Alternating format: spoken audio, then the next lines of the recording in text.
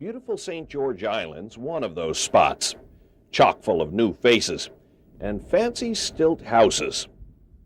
Seems like there's a lot of folks out here, so there's still land to build on and so forth? Oh yeah, we just placed a family. If you look across the street here, and it's high up on pilings. The address is 1700 Leisure Lane. One stilt, one cozy little home. About a month ago, the old pine tree these ospreys were living in was about to fall over. We knew the season was coming around where the osprey would be back soon, so we went ahead and erected it, and within probably a week or so, there was a bird in it. So looks like timing was just right in this case. Hence the neighbors here chipped in, and the Florida natives got a new, sturdier roost. It turned out that the nest was much heavier than we had originally anticipated, and we figured that probably one man could handle it, and it turned out to be a two-man with about 150 pounds. First a new home. Now the Islanders are trying to cook up some names for their feathery friends. Okay, Franklin County, it's time to get creative. We need you to help us name Mr. and Mrs. Osprey who live on St. George Island. They seem to be very happy campers up here. A few minutes ago, both of them was there. So I don't believe we're getting any complaints out of them. A new home, just in time for the spring breezes, and a new brood. Robert Burns, Channel 6 Eyewitness News, St. George Island. Sweet cane steam floats on the South Georgia breeze. It's the close of autumn, syrup time in Cairo, Georgia.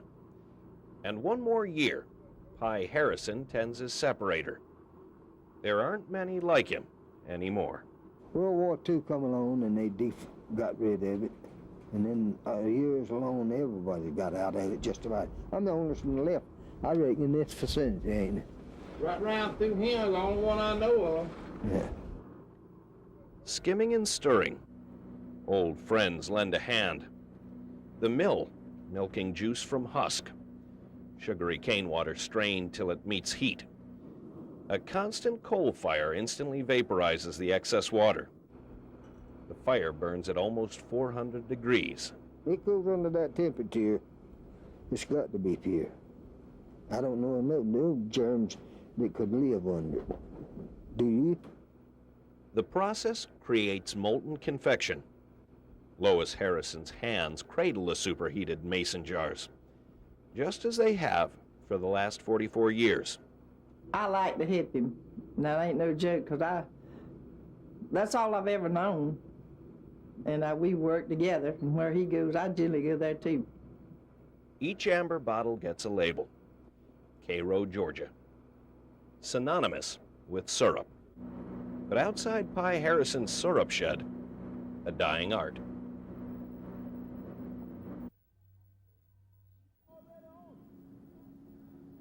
The only time most folks see Earl Hunter, he's hard at work. 27 years of cars whizzing by, leaving little presents. A permanent smile seems to somehow lift him above the eternal flow of litter. And whatever section of town we put him in to do a job, we don't have to run behind him and check on him. He goes there and he takes care of the job. When he come back in that afternoon, he come in the office and he'll tell you, he said, I took care of that area you told me to take care of. From one end of the town to the other, every neighborhood's benefited from Mr. Hunter's quick hand. His worn bags carted away thousands of pounds of refuse, thoughtlessly tossed by folks who'd probably like Mr. Hunter and never dream of adding to his burden. Ever since I was a little kid, I used to see him all the time picking up paper everywhere, all over Tallahassee. Pretty impressive, huh? Yeah, it is. He's a man of few words, but it doesn't take many words to do what Mr. Hunter does. Mostly if you ride over Tallahassee and you see a clean area with no paper scattered up and down the street, you can say, well, Earl Hunter has took care of that job there. He's taking care of the job. He's keeping the town clean. And somehow, he manages to maintain his smile. Robert Burns, Channel 6 Eyewitness News, Tallahassee. Sawdust is flying and clear lacquer drying as Everhart elves make some toys for your buying.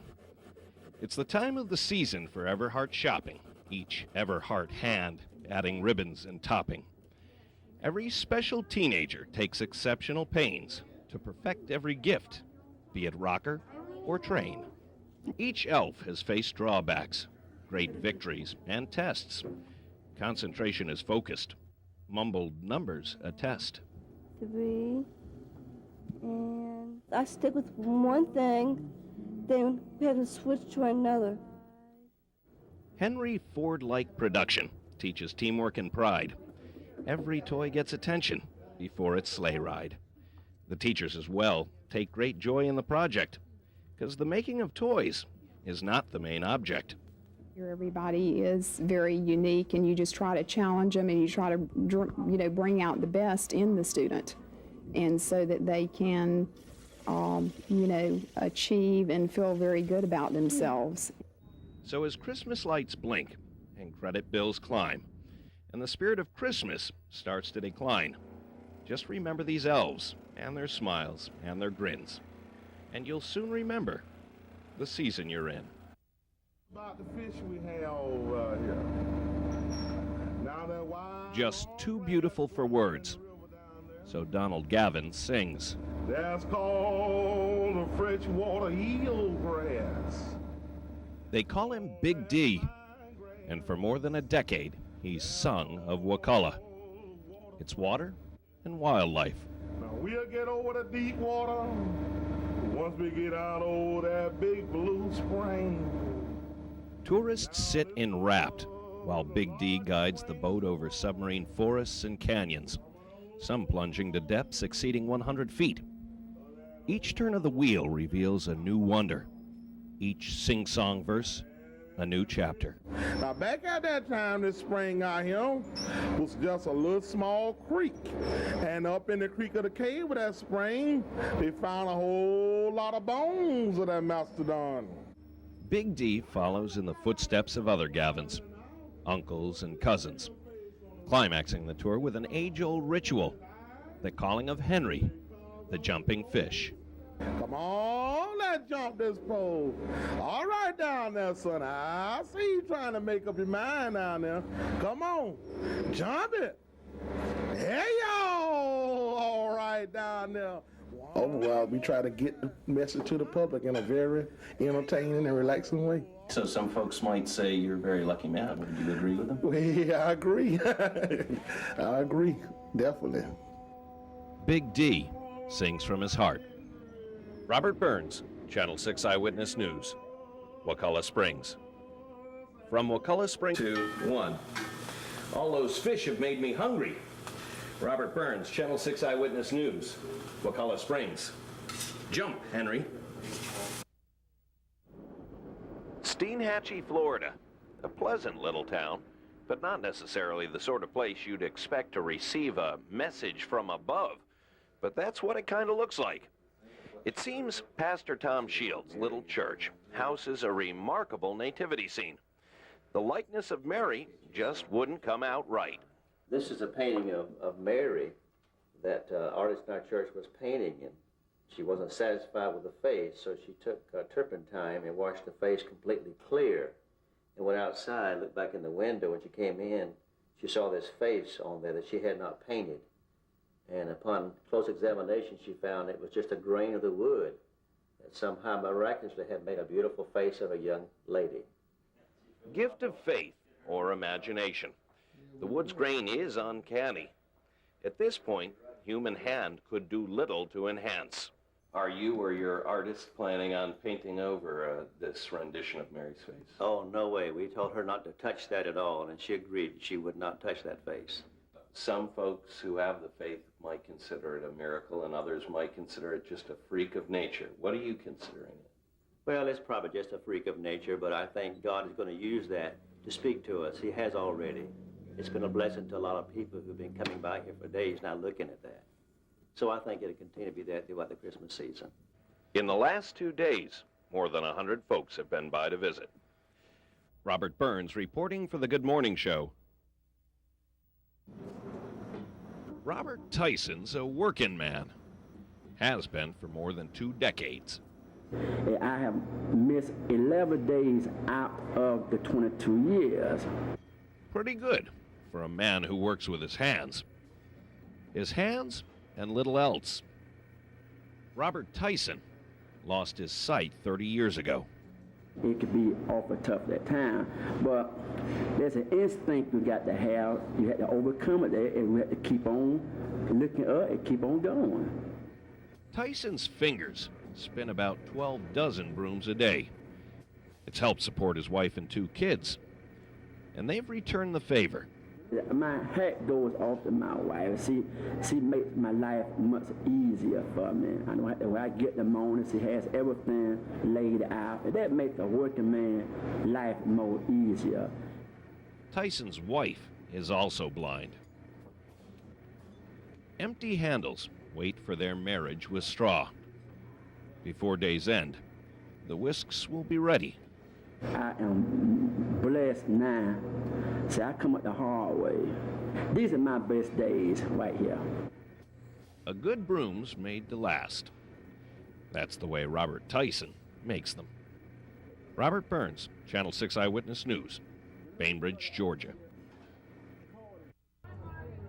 Margaret Sullivan is 44, and she relies on the state of Florida. She has a job, but no way to get there. So the state pays to transport Margaret back and forth. That soon may end. I don't like it one bit. Stopping the bus. I want to graduate from the school and get another job. Mary said I would graduate, I work hard. And that's what I'm doing. I'm working hard. Margaret's not alone. According to the Association for Retarded Citizens, more than 3,000 Floridians will lose out on training programs because of the cutbacks, and transportation will end for about 5,500 disabled citizens. Margaret's father is 82 years old. He can't drive her to work. How come this happened? On her life, why on her? How about all the children they haven't going to school? Why pick on a handicapped girl? Child, that's all I say. And other services previously financed by the state face a similar fate. I think our people are that dependent upon the center being here. They come here for a support coordinator on Tuesday night. They come here to be reacquainted with their friends during a potluck lunch on Tuesday. They come here for a Wednesday movie night. Mental health officials are representing these people who otherwise have no voice in government. They say if these cuts are approved, Florida's mentally disabled may lose more than their voice. It may mean their way of life. Robert Burns, Channel 6 Eyewitness News, Tallahassee.